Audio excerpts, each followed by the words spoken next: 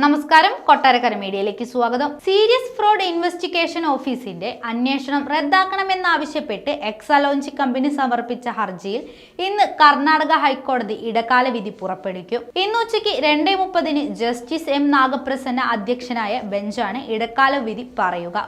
കമ്പനിയുടെ പ്രൊമോട്ടർമാരിൽ ഒരാളായ മുഖ്യമന്ത്രിയുടെ മകൾ വീണയാണ് കേസിൽ ആരോപണ വിധേയയായി നിൽക്കുന്ന പ്രധാനി. അതിനാൽ തന്നെ ഇടക്കാല വിധി വീണയ്ക്ക് നിർണായകമാണ്.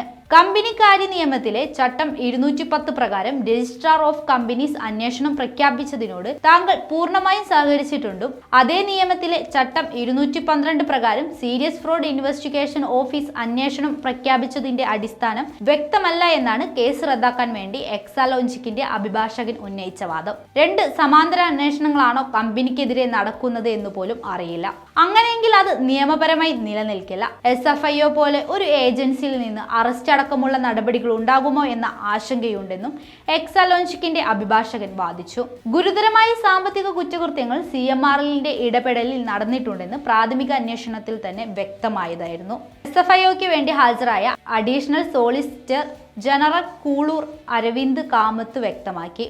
വിവിധ രാഷ്ട്രീയ കക്ഷികൾക്ക് CMRL വഴി 135 കോടി രൂപ വ്യക്തമായ രേഖകളില്ലാതെ കൈമാറ്റം ചെയ്യപ്പെട്ടുവെന്ന് ആദായ നികുതി വകുപ്പിന്റെ അന്വേഷണത്തിൽ വ്യക്തമായിട്ടുണ്ട്. അതിൽ 1.72 കോടി രൂപ വീണ വിജയന്റെ എക്സാലോഞ്ചിക്കിന് ഒരു സേവനവും നൽകാതെ നൽകിയതിനും തെളിവുണ്ട്.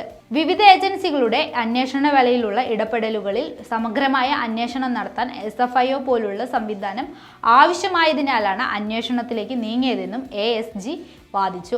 വാദങ്ങൾ വിശദമായി കേട്ട ശേഷം കോടതി SFIO ചോദിച്ച രേഖകൾ നൽകാനും അന്വേഷണവുമായി സഹകരിക്കാനും എക്സാലോഞ്ചിക്കിന് നിർദ്ദേശം നൽകിയിരുന്നു. കേസിൽ അറസ്റ്റ് അടക്കമുള്ള കടുത്ത നടപടികളിലേക്ക് നീങ്ങരുതെന്ന് SFIOയ്ക്കും കോടതി നിർദ്ദേശം നൽകിയിരുന്നു.